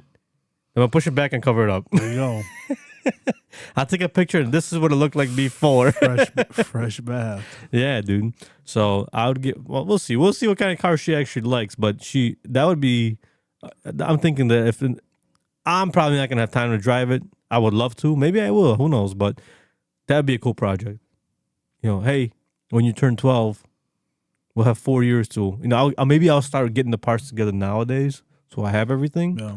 But when she turns 12, and if she continues to like cars, dude, let's put it together. You know how awesome that would be? That would be such an awesome experience. That'd be a cool project, man. It'd be such an awesome experience for both of us. Spend time with your kid, Yeah, I told her tonight when she goes to sleep that if she goes to sleep tonight. If she goes to sleep tonight. Yeah, if she goes to sleep tonight. She was still up an hour ago. No, she's probably still up now. I don't even want to check the phone right now. I'm about to go inside, have ice cream with her. Yeah, then you could put her to sleep after that. She could be bouncing off the walls, dude. I wonder if the other will sleep. That's a bigger question. I told her today that I'm gonna go in the garage. I gotta go do some stuff. I'm gonna be working, and tomorrow you're gonna go to sleep today, like a normal time. You're gonna go to sleep. You're gonna wake up in the morning. I'm gonna take you to school. You're gonna go to school. You're gonna come home. There's a car show happening down the street tomorrow. Oh, is there? At Konos. They do every Thursday. Car show. There's gonna be a lot of Corvettes there. So we're gonna go there to the car show. We're gonna come back from the car show, and then we're gonna go to the garage and work on a car together. That's the plan. Are you gonna push the GTR there with the Lenka? GTR's not at home, so we're not gonna push shit. What are you? Which we're car gonna are you take, gonna push? We're gonna take the truck. Which roller are you gonna roll over? we're gonna take her electric ATVs that she has, dude. We're gonna ride them over there, dude. There you go. We can take the side by side, the one that we were just riding around. My friend Paul has a garage full of cars, and they all roll. They all roll. They're all roll. Most of them run. They run. They don't drive. I beg to differ. Oh, they don't drive. They run. They don't drive. Progress is being made. All right. Progress is being made. Man. The ATV. You got some cool stuff over there. The little ATV that I go to drive to the chickens. Yeah. Fucking thing broke down yesterday. Did it? I had to fix it. So that's back up and operational. So there's success already, dude. Yeah, you got one operational machine. Yeah, S2000 runs and drives technically. It did runs and drives. It smells like shit and doesn't look too much better either. Oh god. There was a whole army of mice that lived in that car. So I was thinking about Mike. Mike actually messaged me today. He texted me. He's like, "Yo, why aren't you putting this on YouTube?" I'm like, "Putting what on YouTube?" And he sends me a picture of the S1000 already because I already stripped the interior of the car. I'm gonna be cleaning it. There's, like I said, there was mice in there. It's a clean car. It's a nice car, but it was in the garage for a long ass time at someone's garage, and mice got in. They were living under the carpets and shit. Yeah. They didn't chew through anything, which is kind of shocking. They didn't chew through like any wiring or anything like that, which is shocking, but awesome at the same time. Yeah, for sure. Because I don't have to deal with that. But they ate up some of the carpet and stuff like that, and some of the filler and whatnot. So I stripped everything from the interior. I had to change the top anyway because I had a rip in it. So now I'm gonna be cleaning it up. I'm gonna be washing it, cleaning it up, and then start putting it back together. He's like, "Why aren't you putting this on YouTube, man? I'd be watching this all night." And I'm like, I took pictures. I don't know how to record that kind of thing, but I'm just going to probably just put up a tripod. And I was thinking about doing the head thing, yeah. But I feel like I would get freaking dizzy. If I follow my head around, I get dizzy. Yeah, no, I get it. Like I go like this, like this. Nah. So maybe I'm just going to put it on a tripod or maybe like a little over. Set up 4 cameras, one on each corner, and run like a split screen. There's way more work that I want to do. I know, but just to put the car together. I'll start with this one and we'll see. I'll start with it. I'll probably, like I said, I'll put up a tripod. I'll put up higher, so I get like a bird's eye view almost in a way. Yeah. And I'll zoom in a little bit on the car, and I'll just start cleaning it up, and then I'll start putting the pieces back together, and just kind of do like a video like that. I got a drone you could use if you ever want. I'm not gonna fly a drone in the freaking garage. I mean, just back and forth really quick. You should take the drone and fly it into the garage and out of the garage. Out of the garage. I'm gonna be working on that. So that should be done pretty quick now. Now that I started on and I tore it apart, now I'll probably be pretty quick about putting it back together. Because if you let it sit for too long, then you start losing pieces. Forget about then it. you fucking start forgetting what goes where. Which I know the car very well, so I'm not too worried about that because I stripped so many of them. So I know it pretty well, but I had my experiences where I took something apart, then I put it back together. It's a couple of weeks later, and then I'm like, the adult version of Legos is what we're talking about without a 100%. I have a table right there that we're put together Legos right now. Are you really? It's been about fucking 4 weeks already, and we only got one piece done. We're putting one of these together. but for the Mercedes version. Nice. Yeah. Those aren't Legos though. Those are. This is Legos. Is it Yeah. Legos? Yeah, Legos. Technic. Is it Technic? Technic. Yeah. Technic Legos. Yeah, this is Legos. It's awesome, actually. So these aren't traditional Legos. No, traditional Legos are just regular square blocks, so right? They have an F1 series with traditional Legos. Costco had them for the longest time. You can get like up to 11 or 12 different cars. Really? Yeah. Not the Technics? No, not Technic. Smaller. Interesting. Probably like yay big. Oh, yeah, I just put one of those together. Yeah. They're tiny ones. Costco had like 10 or 11 of them at one point. My sister just had a birthday party for her son. It was an F1 themed birthday party. So she had a bunch of them. She had I think 30, 40 boxes of those. Nice. The little Legos. I actually put both of them together yesterday for the kids. So I have a kid that's in the, not me, I don't have a kid, but I have a friend that has a son that's in the Legos too, and I'm going to end up buying them the set. And I was looking for a garage for them, and you can actually hang them. They make a display case for them. You can hang them up and stuff like that. It's pretty cool. Now, let me know when you get that, because I wonder if it's the same thing that we're talking about. The ones I put together from the party were, I think, 83 pieces. Something like that. They were McLarens, orange ones. But I love how we got to Legos based off of our rant on previous what we were talking about. Oh, yeah. But to get back to that, just to close up that case, mental illness is what I consider transgenderism. Unfortunately, there's something wrong with those people. They need help. And now, I went to school today to pick up my kid, and I'm like, dude, I know, I've heard what happened. I understand. I gotta conceal and carry. So I'm standing there and I'm standing there, and I'm like, just looking around like, you never know, dude. Nowadays, dude, these people they're crazy, dude. It's better to need it than not have it than need it not have it, right? Or need it 100%. It's better to have it and not need it than need it and not have it. Yeah. So I'm like, dude, that's like I don't like that feeling that I'm like, kind of have to be vigilant.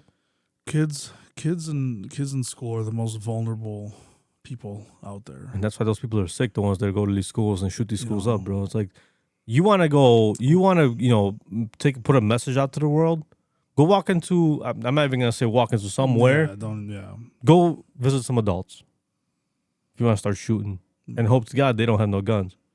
Because last time somebody walked in a church in Texas to go shoot up a church, got blasted. Yep. By churchgoers. That's your message right there. And that's just and at the end of the day, like I said, I consider that just being a coward. Yeah. That's the most cowardly thing you can do is go attack children. Especially when they're so vulnerable, especially when, I'm hoping that teachers are now getting more adapt to the fact to realize what's what, and maybe. And I'm not telling them to carry a gun or anything like that. No, I mean, they have protocols and stuff like that in schools now. I mean, they practice that stuff from what I know, but this guy was shooting through the window, the windows. He knew that mass was going on there, so. Then he shot himself, right? And then he shot himself. So that's even a bigger coward. I don't know, man. I think there's so many people out there without jobs, former military personnel, former retired police officer, retired veterans, stuff like that, dude. I mean, to have like a person on guard. It's 5 days a week, man. It's a school day. I mean, so you could school nurses just in case something happens to a kid when they get sick. There should be someone in front of the school that has a firearm. Agreed. And I would say the next, even to that, even if you hired somebody like that, outside the school only. Outside, inside, whatever. I mean, inside would be a little bit. I would feel uncomfortable having somebody walking around with an AR inside the school, right? I'm not saying AR, but you also have cameras at schools now too. You know what I'm saying? Yeah. I mean, there's a video room. You have a monitor like this, a 60-inch with probably split screens of everything. I mean, someone, in my opinion, should maybe be watching that. I agree with that. I'm not expecting to have someone sit outside in 10 below degree. 10 below, I mean, yes, right? You're 100% correct on that. There's so many different entrances and exits in a school and windows and this and that. It's not like it's a fortress. A bunker of some sort. Exactly. I was almost on driving to school today to pick up Alenka from school. I was thinking about it. I was thinking about it, and I'm like, dude. I was thinking about it when I was driving home. Kids are. I thought about it for most of the day today. Kids are getting out of school. Kids are playing at a park, dude. It's like, dude, this is so messed up, man. Yeah, 100%. Michelle was sending me stuff during the day when I was at work, and she's obviously thinking. She thought, she overthinks things sometimes, which is what women tend to do. Nothing. I'm not saying anything against anybody or anything like that. They have a different look or approach, or they just see things differently than we do. Like, we're straight to the point most of the time, right? And we tend to not go worst case scenario, but that sometimes happens for certain reasons. So she was sending me some stuff today, and I'm like, and I get it, and I'm like, she's gonna be okay, she's gonna be fine, everything will be fine. But driving her from work to pick her up, I'm like, I'm at the point where I'm like, I can almost volunteer basically a whole day out of my whole week to be on duty if I need to be. Like, if I don't even want to be paid for it. Just give me the details. I have a conceal and carry. I know something about security. I'll do it. I don't care if I waste the whole day of not going to work, but I'll feel so much better just being there. Yeah, I'm sure. And I'm not, and very unlikely that something like that happens. I mean, very unlikely. But in case of that emergency, someone's there. Yeah. Having an eye on the area, just kind of walk around and just keep your eyes open and just don't think of the worst possible case. But it's, like you said, it's better to have it and not use it than the other case, right? The other way. Yeah. So I was like, I wouldn't if I had to, I would just drop a whole day of work and just be at the school all day and just patrol and switch out with anybody else if they wanted to do it, right? Should I even pay more money if I needed to, if I pay for security? And we all pay taxes, right? Yeah. Well, we have a police. That's Catholic schools is privately funded, right? Still, whether it's Catholic school or not a Catholic school, I think it's public schools should technically still a school in its jurisdiction. Yes, and if you call the police, if you have a Catholic school in Burbank or whatever the case, who's going to show up? The Burbank Police Department. Yeah, they're not going to send out the Catholic school police department. You know what I'm saying? I mean, they back in the day when I went to Revis, did you go to Revis? No. Well, back in the day when I went to Revis, I mean, they usually had a squad car out front. Almost most of the day there was a squad car out front, just in case, but not all the time, obviously, right? I mean, they got other things to do, be out in the city, do whatever they're supposed to be doing their job technically. But I think we have to revisit the idea of having somebody on patrol almost in a way around schools at all times, because it's a really messed up situation. Just even think about it, There's just sick people out there, Yeah, dude. And nowadays, these people, like I said, people are so brainwashed and just listen to one side or the other side, or listen to a specific group of people that are just, don't have things straight in their head, dude. And it's very easy nowadays to really brainwash people. Yeah. It really is. I mean, if you think about it, dude, I mean, TV brainwashed so many people in that time. TV, social media, there's so much Social media is probably the worst culprit. TikTok, YouTube, Instagram. I mean, there's so much out there, and kids don't know any better than How do you feel about social media? I mean, it has its pros and its cons. It's great for some things, and it's great for business, and other things it's not. Yeah. So. But it's not good for people's self-esteem. Mm-hmm. I would say that's probably one of the biggest things is, I want to have a life like that. I want to do this. I want to be an influencer. I want to be an influencer. I want to travel the world. I want to always be happy. The real world is not like that. Yeah. The real world shakes you. It'll wake you up from your dream and say, "Hey, your dream is over. Get your ass back to work, or else." Yeah. People taking fake photos. You know how they show all those videos nowadays where they take like a photo of of an airplane window, but it's on TV. Mm-hmm. You ever see that through the bottle and shit like that? I'm like, dude, that's crazy if you think about it, dude. But I mean, you can. That's genius, sure, right?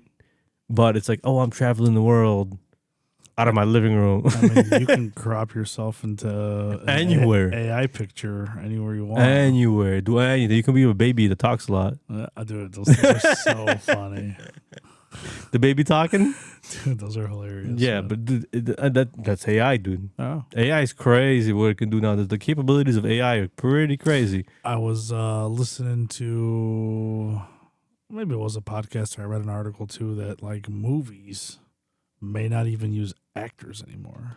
I read that too, or seen that somewhere. because It got so good. It's just so realistic now. CGI, And but now it's all AI generated. And now, if people commit a crime, for example, and there's video footage, like how do you know it's real video footage and not someone making AI? That's not only crime, dude. It's almost anything nowadays. Well, but I'm saying if you're on, you're on trial or whatever the case is, and here's Exhibit A or Exhibit B or Exhibit C, and all of a sudden they pull up a video that someone recorded. Yeah. Yeah. But it's just AI. How can you tell if it's real or not? Well, that's going to be a new job prospect for somebody, Dude. determining what's real and what's not. I think there's definitely a way to do it. Only going to get better, right? In manipulating us. Oh yeah, the quality and everything. Yeah. Right now you can still kind of tell. I saw some stuff on this is what North Korea streets look like. And it was a guy riding a bus with empty streets in North Korea, and it's like, dude, you can tell it's still AI. Right? That's like some of the AI they do where the grandma jumps off the ship and causes a big ass fucking wave. But I'm telling you, it's only going to get better. Oh, 100%. Right now, you can tell most of the time it's AI because the way things move. For sure. The movements of AI are not as real. What is this?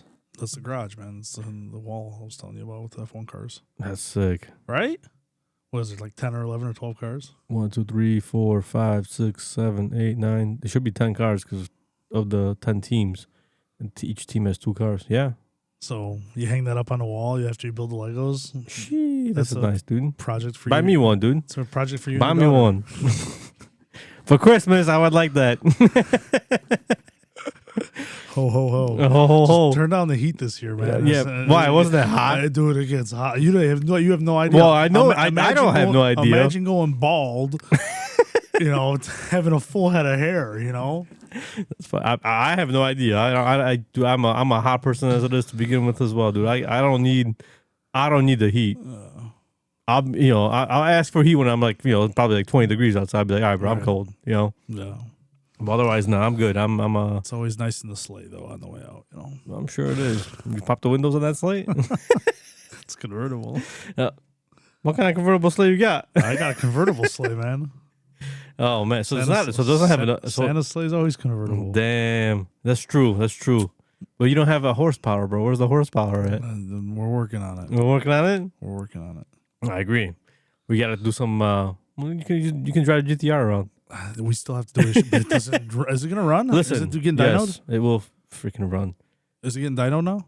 Or yeah, they got everything worked, plugged in, tuned or dynoed.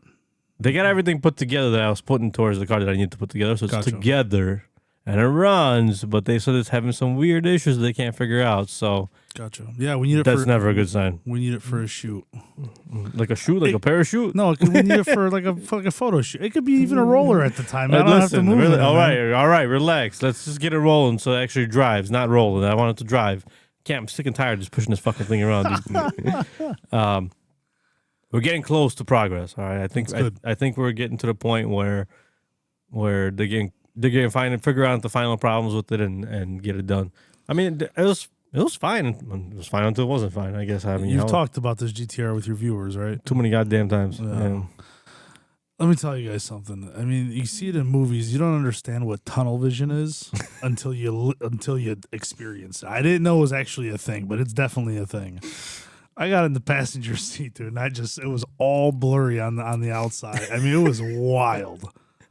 That thing is fast as hell, for sure. I mean, I may have caught a buzz prior to doing that, but still, nonetheless, buzzed or not buzzed, man, it was next level. That was funny as hell. You rolled out of the car, you're like, bro. Yeah. It was fast. It's fast. Yeah, it's fast. I mean, a couple of my buddies are like, yo, take me for a ride. I'm like, I'll take you for a ride. I ain't never getting in this car again. Yeah, dude, it was that fast, man. It's fast, yeah. But, it's fun, right? So, when we're talking about cars, right? I like cars. I love cars. Cars are awesome, right? Having a car that powerful is awesome, but not awesome at the same time. No. Awesome because if you want to go and rip it, you can, right? The other aspect of that is once you're ripping it, you're not being very safe. Correct. Right? I mean, you got to really think about that. If you're going to go and you want to go fuck around on the street or whatever, if you're by yourself and there's an empty street and you want to rip it. Because if anything happens, you take yourself out. Oh.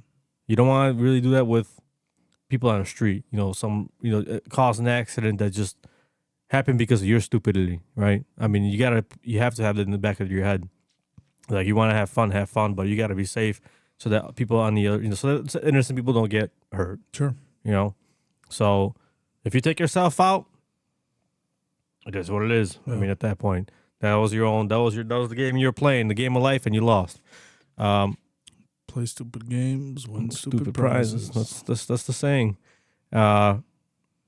But also, having a car that has that much horsepower and that much power is such a goddamn burden, because your fuel efficiency must suck. I'm not even going to talk. I don't even consider that when it comes to that. It's shit breaking randomly. Yeah. And then you got to fix it. And it's not a couple dollars. You're talking, bags of money sometimes. Blew up the front diff, $5,000. Oh. Yeah. Usually it'll just charge you about $1,000 for a regular one. But you got to get the better one, because at this point your car's already built, so you might as well upgrade. You have to. That's where it starts. They call it a money pit for a reason. Oh, yeah. Dude, did you hear about this? I'm sure you have. This Corvette, since we're speaking of Corvettes, what is this? ZR1X? ZR1X, yeah. 1,200 horsepower. Dude, I heard it's just wild. It's a hybrid. Really? Yeah. It's a hybrid. So it's a gasoline engine, obviously, with electric motors. No kidding. That's where you get the 1,200 horsepower from. No shot. Of course, it's NSX that he brought here before, the white one. Yeah, that was hybrid. That's a hybrid. Yeah, that's a cool car. Hybrid technology is probably going to be the thing that's really going to be worked on more than anything. I mean, electric cars are one thing. Yeah, like I said, the cap with the electric cars is going to be energy supply is one thing. I feel like the world is a little bit turning away from just full electric. I mean, yes, I like electric cars. It's definitely turning away now with that $7,500 tax credit going away. Yeah, 100%. But why subsidize something so good? Sure. Right? I mean, if you're so good at if the product is so good, why subsidize it? No. Make it more cost efficient. You will need the subsidy. I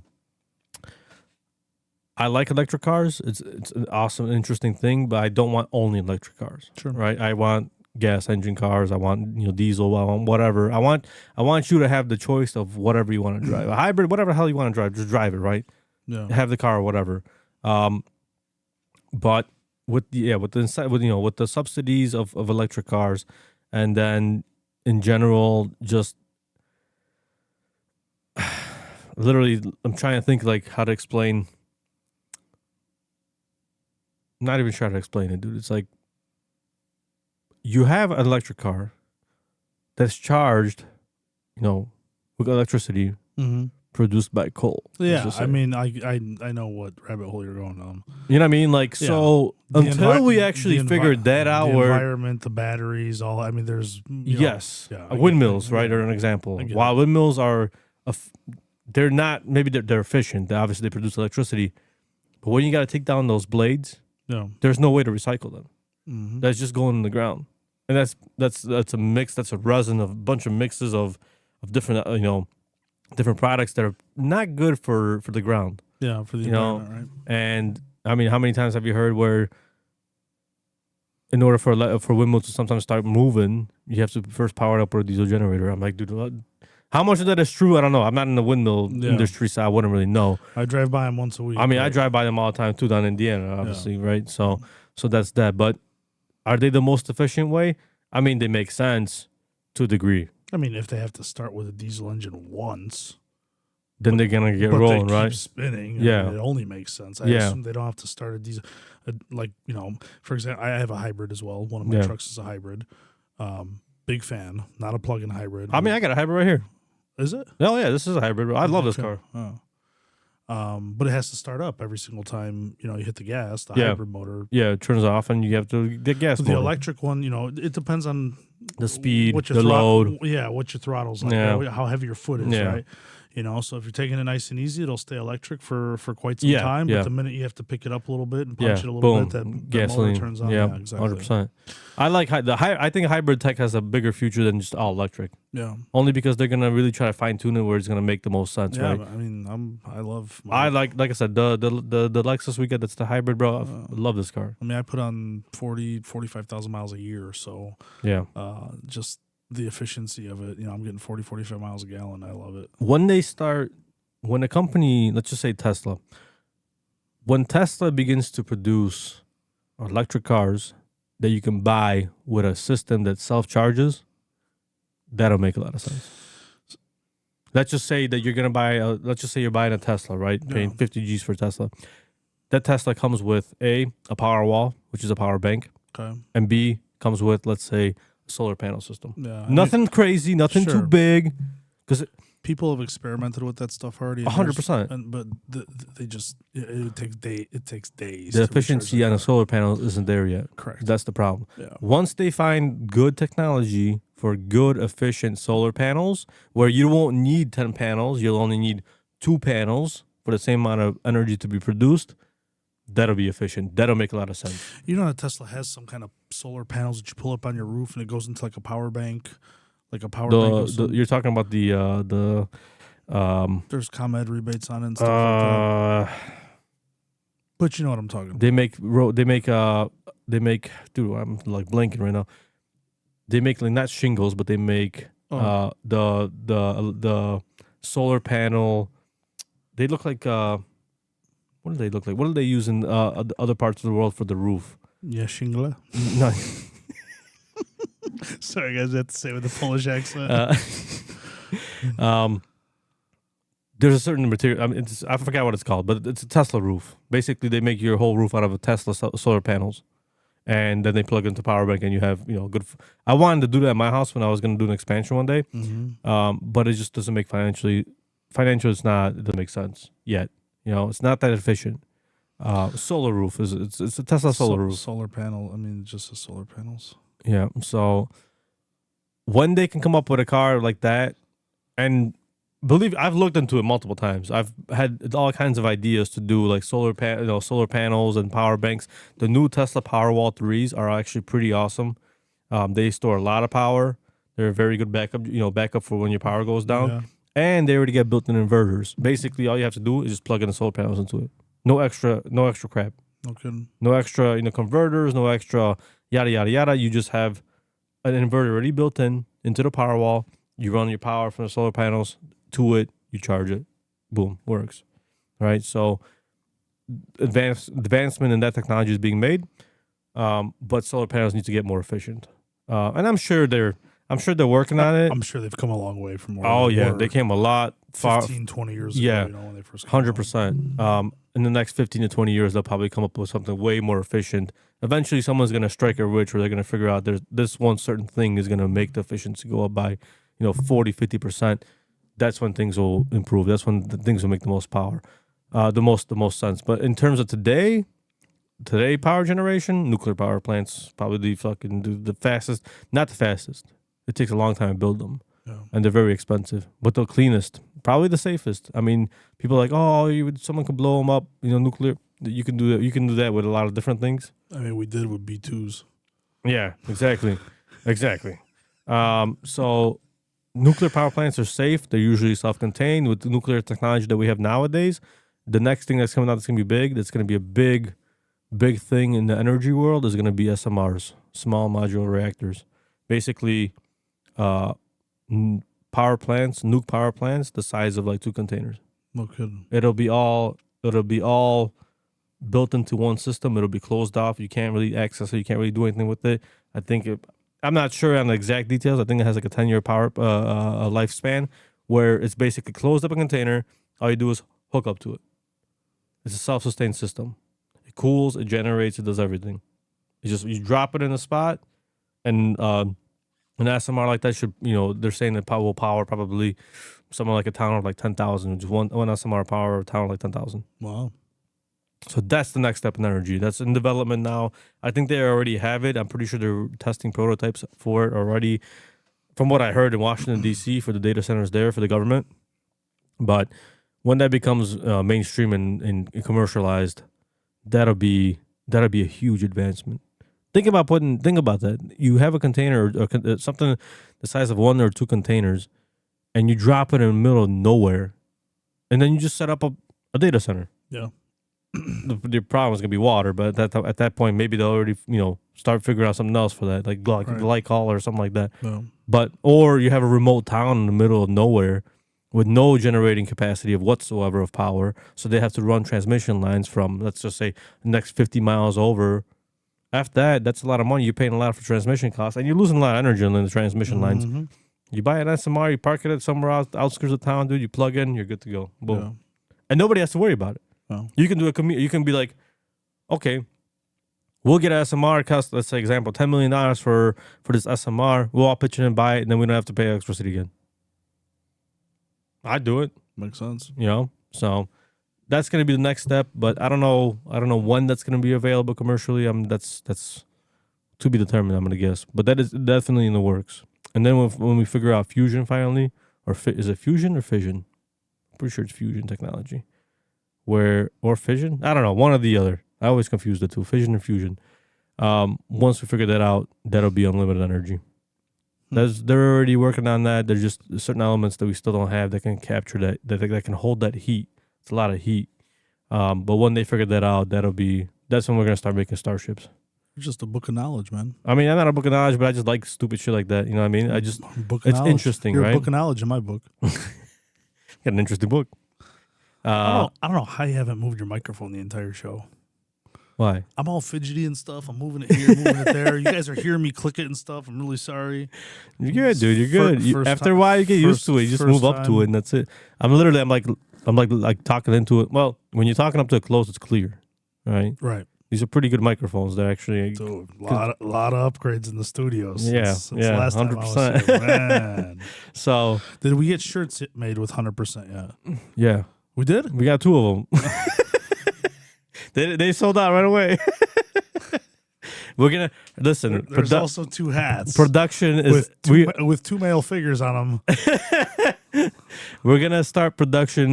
Maybe we'll expand production, but we gotta find the first buy to find the buyers, bro. People who can support it. So we'll see. Black Friday. Hey, give them the Xanthil. Give them out. Yeah. That requires me to pay for them. Charitable donation. That's true.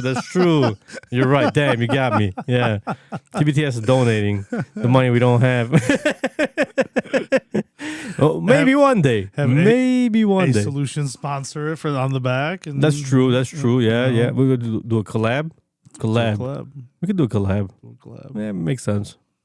We'll have to make a collab with a couple of your places too. Yeah, man, it's no problem. You can sponsor as well. Yeah. Hey, speaking of sponsorships, you got a picnic coming up, right? Yes, we do. We got a picnic coming up on September 7th. September 7th, so not this week. On a Sunday, next Sunday. Not this Sunday, next Sunday. Where at? It's going to be in Lamont at, what is this place called? Probably the Slovenian Center. Gotcha. Slovenian Center. We're going to have a picnic there. We'll invite anybody who wants to come to come. I mean, there'll be Polish food, Polish music. Sweet. Fun for kids, mechanical bull, jumping funds, ice cream, candy, all kinds of crap like that. Awesome. So it's a good time. A lot of people come out. A lot of Polish people come out. We got people who are not Polish that come out as well. They enjoy. They like to eat the food. Yeah. The food is good. And the kids always have fun, right? For sure, and then you're always out there to have conversation with people, and just see how people are doing. Spread the love to everybody. Have a conversation. It's good to stay in contact with people. And proceeds benefit for those proceeds that benefit. So any proceeds that we get for the benefits usually go to. We either do scholarships for students that are part of our organization. Yeah. That when they go to school, well, what do you got there? What do we got? Something flying around? Something. We give them scholarships to school. We help people. Like I said, this money in particular is for our organization, for our group. If kids are sick or if adults are sick, we help, maybe pay for some of their medical bills if there is any. It's for a non-for-profit organization that also donates to other non-for-profits. The money we don't keep the money. We donate it into all kinds of causes. Sure. The original beginning of this whole organization was to support our people back home in Poland. Right. Because 20 years ago, Poland was a poor ass country. Mm-hmm. The regions that we came from were poor. We didn't have sidewalks. We didn't have churches, fire departments. None of that stuff. None of that stuff. We're talking about villages, like villages where they just had, to this day, we still have volunteer fire departments. We don't have, like a full-on fire department. So we bought equipment for those fire departments, new trucks and, new equipment. We helped the church replace its roof. We helped clean up the cemetery. We put up a fence around the cemetery, stuff like that. Yeah. We helped fund some sidewalks. We helped fund some playgrounds for kids around the school. We actually donated to the school in Poland. That's where the money was going to for the longest time. Now they kind of caught up. We're still helping them out, maybe not as much. But now we're trying to kind of keep the funds here and help the people that are here. Yeah, for sure. Like I said, maybe donate to our churches here a little bit, and then, like I said, help help the elderly, help the sick, help the kids that are going to school. So there's good intentions for it, and I'm vice president of this organization, so I know where the money goes, and it's not money that's wasted. It's not money that's that anybody's pocketing. If I'm doing something as a volunteer, and I'm not getting paid to do this, I want to make sure that those proceeds go to the correct, to the correct charity, not even charity, but just correct direction. I'm not sure if we said this yet, but 100%. I mean, that's just the truth, bro. At the end of the day, Yeah, 100%. I mean, listen. Donating, to charity or just donating in general, usually in almost all cases, goes towards a good cause. Of course. Sure, there's people out there who are, doing donations and they pocket the money. Thieves. Things happen like that, right? But I'm the kind of person where I'm like, I believe you and I trust you and I have no ill intentions of whatever. I believe that you're doing the right thing. Now, what you do after that is, I may not know, but if I find out, it's an integrity piece at that point. Yeah, 100%. And I trust people. I give people the benefit of the doubt. Of course. I feel that most people have integrity, if not all people, but there's obviously outliers out there that for sure. that you just don't know, or just and you probably never know. Yeah. There's plenty of people that got scammed. I mean, I got scammed just doing business deals, bro, and that's not charity. That's just being scammed, and it happens. So it is what it is. September 7th. What time? Usually people show up at 11 o'clock. Mass I think is at 11. 11 o'clock. A mass usually is when it is. Probably about an hour long mass, and then we start eating afterwards, and then we turn up the music, and we go to the evening, dude. Lamont, right? Lamont, that's right. Help out if you can. You got a sponsorship Come join us. For me? Yep. I got a couple of sponsors. I actually appreciate you. Yeah, for sure. Helping donate to our organization. You're a sponsor for this organization. I got a couple other ones. Shout out to yourself, Signature Events, and then a couple of the other guys that I have on there. But I'll probably do an episode I do next week, and I'll have a list of all the guys that are for sure. that are supporting us and stuff and helping us out. Everything's to a good cause. Like I said, I'm not a person to collect money and then see it be wasted. It's not. People work hard for the money. Absolutely. You work hard for your money. We don't run around as businessmen just trying to, give money away or waste it, right? It's hard to acquire it. Every dollar counts, right? Every dollar counts, even though every dollar is worth less and less, but that's a different conversation. That's why you buy Bitcoin. That's right. Even though this week was a little rough one for some people that were in Bitcoin, but that's okay. We'll be back.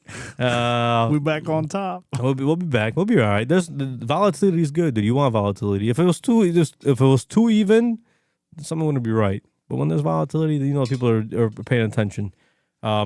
But yeah, every dollar counts, man. As a businessman, and I'm not even a businessman. I'm just a business owner. You're a businessman. I guess so. I don't like calling myself a businessman. Then call yourself business owner. Doesn't seem right. All right, business owner. You're a business owner. Yeah. Yeah, businessman. I mean, every dollar counts, and to acquire that money, sometimes you had to jump hoops just to get $1 out of somewhere or something to get the ball rolling, right? Hey, man, at the end of the day, if you can afford it, you donate. If you can't, it's no big deal. Exactly. It's not like if I ask you if you want to donate and you say no, I won't get mad at you, bro. Of course not. That's not the name of the game. That's not the name of the game. It's a donation it's called the donation for a reason. For sure. It's not a demand. It's not I'm not demanding money from you. If you can donate. If you can't, no problem. I understand. Maybe Makes next sense. year. Maybe next year, exactly. Right. Maybe never. I mean, that's fine. I get it. Maybe not everybody can afford to donate. That's part of the game, dude. Yeah. That's it. I learned how hard it is to make money. I also know how easy it is to put it, to spend it and blow it and whatever thing. I mean, you know. Sometimes you have it, you want to spend it. We have expensive hobbies. 100%. 100%. Those fuckers are never going to go away, I think. But I like it. I would never change it. Yeah. I like the way things played out. It was a hard road. It was a hard time sometimes. Very stressful sometimes, but it's all worth it at the end of the day. It's also the name of the game, man. 100%. If you don't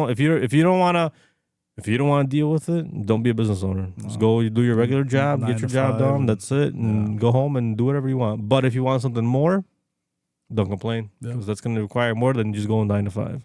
That requires either a second job or your own business or whatever else. Mm-hmm. And that's the people. Those the people that tick me off sometimes. Oh, you're a business owner, so you got this, and you can afford this, and you can afford that. I have to work for it, just like everybody else does. It's not like it just came to me, and it's not like if I didn't want anything extra, I wouldn't work for it. I just get a regular job. Yeah. I want things. I like things. Money is not everything, but money gives you options, and options can make you happy sometimes. I mean, that's just the way it is. Sure. So appreciate you coming on. Yeah, this man. is fun, dude. Thanks for having me.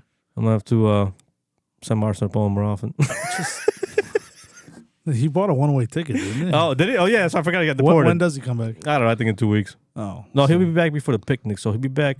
He'll probably be back next week at some point. Well, let me know if you want me to jump on again next week. I'll let you know for sure, to dude. I think I have a buddy of mine coming on next week. We'll see. All right. But if you can come along as well, dude. Sure. You can just hang out. Bullshit. Hang out. Name of the game. Got it. Appreciate it. Thanks, hey, guys. Thank you for coming. For those watching, if you got this far, like, subscribe, and comment if you want to comment on anything, dude. If you got something to say. If you want to come join us on the podcast, let us know. That's right. We'll bring anybody on. Santa Claus ho ho ho on Instagram and Facebook. Hold on, now we gotta figure out which button we're supposed to press to turn this thing off, dude. Go ahead and give it a like. We're gonna have to end this thing. Oh no! And if now we lost everything. And if I'm coming to your house for a home visit, please make sure to turn off the heat 30 minutes before I arrive. It gets really hot in this suit. All right. We'll see you guys later. See you next time. Peace. Adios. Have a good night.